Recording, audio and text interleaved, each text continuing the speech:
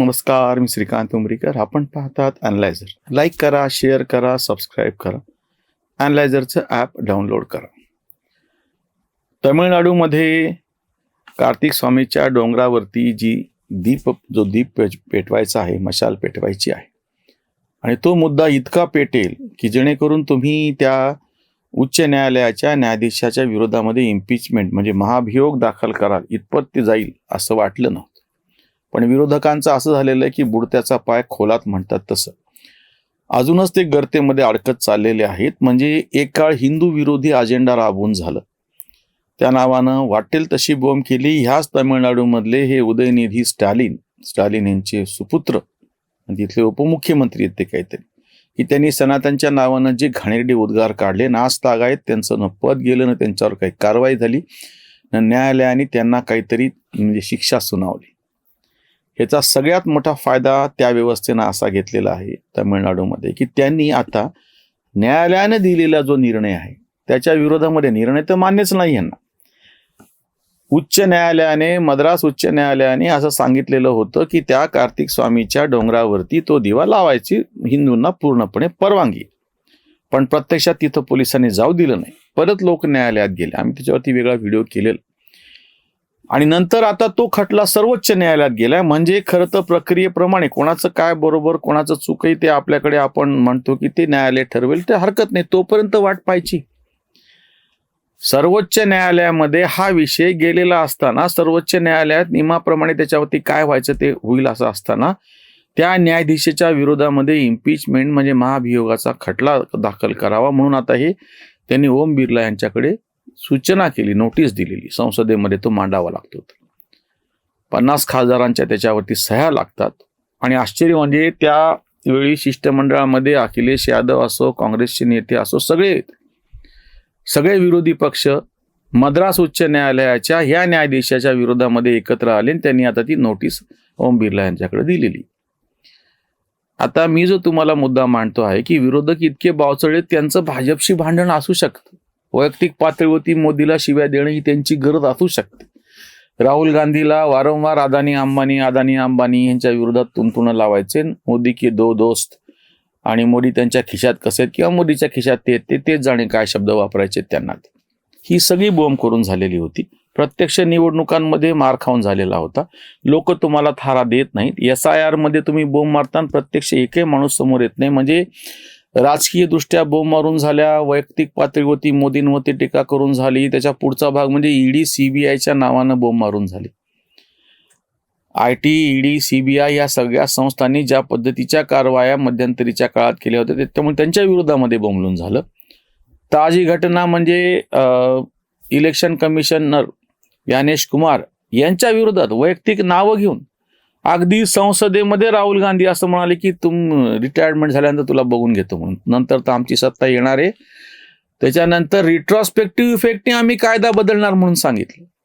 निवडणूक आयुक्तांची नेमणूक करण्याच्या संदर्भामधला जो कायदा आहे तो बदलून रिट्रॉस्पेक्टिव्ह इफेक्टने, म्हणजे आज कायदा करायचा आणि त्याचे परिणाम 5 वर्षापासून 10 वर्षापासून लागू करायचे, जुन्या ज्या चुका त्यांच्या दृष्टीने झाल्या त्याच्यासाठी त्यांना आता शिक्षा द्यायची. आणि हे कमी पडलं म्हणून की काय, आता सर्वोच्च न्यायालयाच्या न्यायाधीशाच्या विरोधामध्ये इम्पिचमेंट म्हणजे महाभियोगात दाखल करणं. काय चाललंय काय बघा. उपराष्ट्रपती जगदीप धनखड जे होते त्यांच्या विरोधात त्यांनी याच पद्धतीनं सगळे ड्रामे केले. शेवटी धनखड यांनी काय कारण असतील ती वेगळी गोष्ट, राजीनामा दिला. आणि त्याच्यानंतर हे काय बोंबलले, त्यांना तुम्ही निरोप समारंभच का दिला नाही. काय भंकस चालली ही. ज्या उपराष्ट्रपतीची तुम्ही थोडी सुद्धा कधी कदर ठेवली नाही जेव्हा ते पदावरती होते, जेव्हा त्यांनी निवृत्तीची घोषणा केली काय म्हणा किंवा राजीनामा दिला म्हणा, काय तुम्हाला त्यांच्याबद्दल पुळका येतो. म्हणजे रंजन गोगोईच्या बाबतीमध्ये घडलेलं प्रकरण. आधी त्याच्या बाजूनं बोलणारे हे की जेव्हा त्यांनी नंतर तो निकाल दिला राम मंदिराचा, लगेच त्याच्या विरोधामध्ये गेले. त्याच्यानंतर जेव्हा त्यांची राज्यसभेवरती नेमणूक झाली की लगे त्यांच्या नावानं बोंबा माराल की जे रंजन गोगोई यांच्यासाठी एक काळचे लाडके होते. धनंजय चंद्रचूड त्यांच्या घरी त्यांनी महालक्ष्मीच्या, खरं तर गणपती म्हणाले, महालक्ष्मीची पूजा होती त्यांच्या घरची ती चंद्रचूड. आणि त्याच्यामध्ये त्यांनी मोदींना बोलवलेलं होतं की लगे हे चंद्रचूडच्या विरोधात. किंवा आताची भूषण गवई कालचं स्टेटमेंट आहे त्यांचं, परवाच, त्याच्यावर आम्ही व्हिडिओ केला. तुमची एकदा प्रगती झाल्याच्या नंतर आरक्षण हे न्याय्य कसं असू शकतं, असं सरळ साधा प्रश्न त्यांनी दलितांच्या मधल्या जे पुढारलेले आहेत, ज्यांना फायदे मिळाले त्यांच्या संदर्भात उच्चारलं, की लगेच त्याच्या नावानं बोंब सुरू केली. लगेच तुम्ही बदलता. ज्या ज्ञानेश कुमार यांच्या संदर्भात तुम्ही असं समजा की उद्या पश्चिम बंगालमधल्या निवडणुकांचे निकाल ममतांच्या बाजूने लागले, मी ती शक्यता गृहीत धरतो. आम्ही तर बिहारच्या बाबतीमध्येही म्हणालो होतो. बिहारमध्ये जेव्हा जास्त मतदान झालं त्याच वेळेस मी केलेला व्हिडिओ की निकाल कुठलाही लागो, लोकशाही जिंकली, आम्ही सगळ्यात पहिल्यांदा कबूल करतो म्हणा, त्याचा आनंद व्यक्त करतो आणि या सगळ्या भारतीय मतदारांचं अभिनंदन करतो की त्यांनी लोकशाही जिवंत ठेवली, निकाल काही लागो. आणि तेव्हाच आमचं वाक्य होतं की निकाल हा भाजपच्या विरोधात गेला असं मी समजून घेतो, तरी मी म्हणतो की लोकशाहीचा हा विजय झालेला आहे. ईव्हीएम खराब आहे, व्हीव्हीपॅट खराब आहे, निवडणूक आयोग फालतू आहे, असे कुठले आरोप करणार. आता मी तुम्हाला सांगतो, हे या न्यायालयांच्या विरोधात गेलेत, न्यायाधीशांच्या विरोधात गेलेत, निवडणूक आयुक्तांच्या विरोधात गेले. आता मी सांगतो की जर समजा पश्चिम बंगालचे निकाल ममता बॅनर्जीच्या बाजूने लागतील तर विरोधक असं म्हणणार की नाही, ईव्हीएम मध्ये खराबी होती, ज्ञानेश कुमार मॅनेज झालेले आहेत, हा निकालच आम्हाला मंजूर नाही, पुन्हा निवडणूक घ्या म्हणणार आहेत. हे इतके बदमाश आहेत. म्हणून आम्ही उदाहरण सांगितलं होतं की ज्या ज्या ठिकाणी, ज्या ज्या राज्यांमध्ये भाजपचा पराभव झाला, तो पराभव झाल्याच्या नंतर भाजपनी पुढचं धोरण काय असावं त्यासाठी ताबडतोब काम सुरू केलं आणि पुढच्या इलेक्शनला, निवडणुकीला त्यांनी तोंड दिलं. काही ठिकाणी ते परत जिंकले सुद्धा. जे आधी हारले होते छत्तीसगड, नंतर ते जिंकले. जे राजस्थान आधी हारले होते, नंतर ते जिंकले. आणि त्यांनी त्याच्या पद्धतीने तिथे जाऊन मेहनत केली. काँग्रेसचं उलट आहे.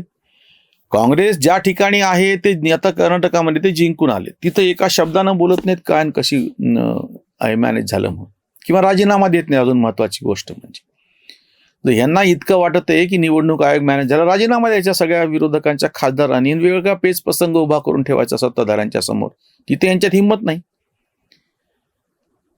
पण आता उलट मी तुम्हाला आत्ताच सांगतो, कर्नाटकामध्ये जेव्हा निवडणुका होतील आणि तेव्हा ते हे हरले की हे लगेच बोंब करतील, जेव्हा की ते प्रत्यक्षामध्ये त्यांच्या ज्या मारामाऱ्या चालू, अजूनही कर्नाटकातला सत्ता संघर्ष संपलेला नाही.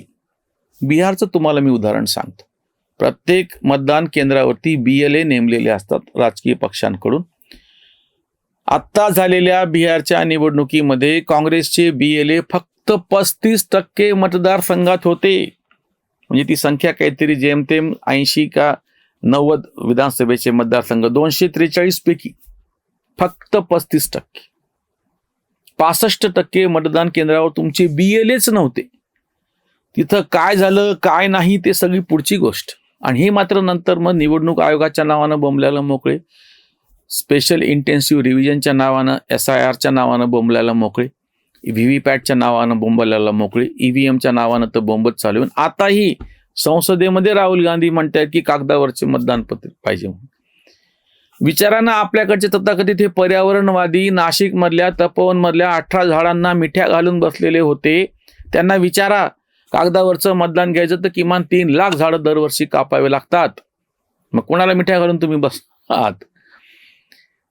न्यायाधीशावरती महाभियोगाचा जो खटला यांनी ह्याच्यासाठी जी सूचना दिलेली आहे ह्याच्याकडे, लोकसभेचे सभापती ओम बिर्ला यांच्याकडे, अतिशय चूक गोष्ट आहे. ह्यामुळे तुम्ही जसं राजकीय भांडण तर करताच आहात, कार्यकर्त्यांच्या पाठीशी उभं न राहिल्यामुळे कार्यकर्त्यांचं तर नुकसान व्हायला लागले तुमच्याच पक्षाच्या, मतदार तर दूर गेलेलेच आहेत. पण ही जी सगळी नोकरशाही आहे, किंवा आता ज्या पद्धतीनं तुम्ही आता हे सगळ्या न्यायव्यवस्थेमधले जे सगळे लोक आहेत त्यांच्यावरती तुम्ही आरोप करता आहात. पत्रकारांवरती तर वारंवार बोंब मारणं चालू आहे. तुम्ही भाजपचे एजंट आहात, गोदी मीडिया कशी आहे, तुम्ही त्यांच्या काय खिशामधले कसे आहात, हे सरळ सांगतात चर्चेमध्ये. जी व्यवस्था जे लोक चालवत आहेत सगळे, म्हणजे तुम्ही त्या गाडीमध्ये बसता आणि त्या गाडीच्या ड्रायव्हरच्या नावानं बंबा मारत बसता सारखे. मग या सगळ्याचा परिणाम काय होतो की ती गाडी लडखडत कुठंतरी जाऊन कोसळेल, पुन्हा हे बोंबल्याला मोकळे. वोट चोरी कशी झाली म्हणून विरोधक स्वतःहून स्वतःच्या पायावर धोंडा पाडून घेत आहेत. इथेच थांबूयात. धन्यवाद. स्वधर्म जागृतीचा विधायक बुरुज Analyzer News.